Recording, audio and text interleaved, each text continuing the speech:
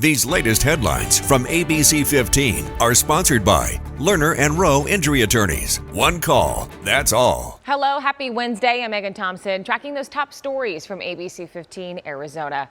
And we are following up on a disturbing string of child sexual abuse and murder, all alleged against the same Valley man. Police are accusing 36-year-old Jarrell Davis with shooting and killing a 16-year-old girl pregnant with his child. We're now learning that same man pled guilty in a case involving sexual abuse of a 14-year-old back in 2007. And now Avondale police are recommending charges in another case where he allegedly asked for explicit photos from a minor. That teen's mother, talking with ABC15, said she has been trying to stop Davis's behavior with her daughter for over a year. Slipped through the cracks just because I needed to support my family. I had to go to work. And during my work hours, a predator took advantage of my child. That mother said she was sadly not surprised hearing about the murder charges for Davis involving another young Valley teen. Arizona wildlife officials, they need your help as they are investigating 2 poaching incidents near Big Lake in the White Mountains. They say 9 animals were killed and left to waste over 2 July weekends, including 6 elk and 2 bighorn sheep. Now they're offering rewards up to $20,000 for information leading to arrests. Anyone with tips can call the Operation Game Thief hotline. Well, the high cost of housing in the valley continues to make residents feel priced out. New Maricopa County eviction data from July shows more than 7,200 filings. Officials telling us that number is similar to what has been seen all year long. They also say it is high compared to past years, but it is not at record levels just yet. And ABC15 is helping find solutions to keep the cost of home ownership down. A new report from NerdWallet finds homeowners in nearly every part of the country are having to pay higher annual insurance premiums. Here in Arizona, it's about $2,500 a year. So what can consumers do? Scripps News Group consumer reporter John Matarese has tips on how you can try and keep those costs down. If your homeowner's insurance premium is built into your mortgage payment, you may not even realize how much you're paying for insurance until it's time to renew. But the good news is there are some surprisingly simple ways to lower that rate.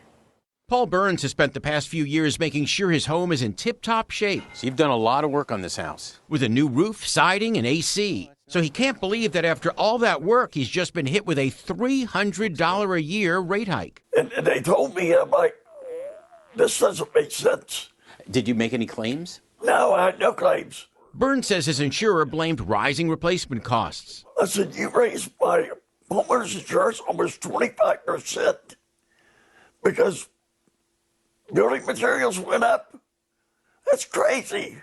Holden Lewis with NerdWallet says that extreme weather is one of the main reasons for home insurance increases. We're seeing more frequent disasters, and when they hit, they're hitting more areas. The other reason, he says, is inflation. When it costs more to repair a house, it's going to cost more to insure that house. To help keep costs down, Lewis recommends you shop around for a carrier and try to bundle your insurance policies if it gives a better rate. Keep in mind that your credit score could affect your premium. Lewis also advises weatherproofing your home. Especially in hurricane country, keeping your roof relatively new, having storm-resistant windows and shutters. Paul Burns was able to get his rate down a bit. So I had to raise my deductible from $1,000 to $2,500 so I could afford it. So check your policy and take action if it goes up so you don't waste your money. John Matarese, Scripps News Group.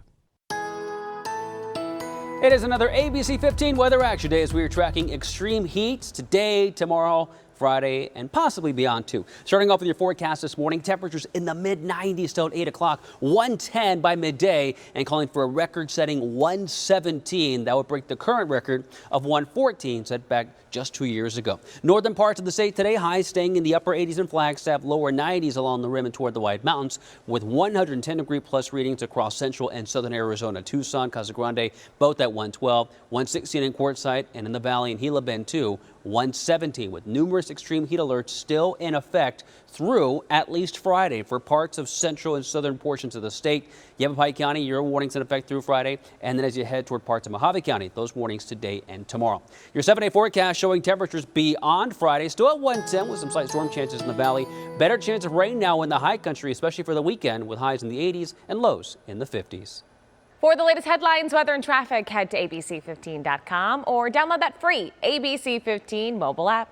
These latest headlines from ABC15 are sponsored by Lerner and Rowe Injury Attorneys. One call, that's all.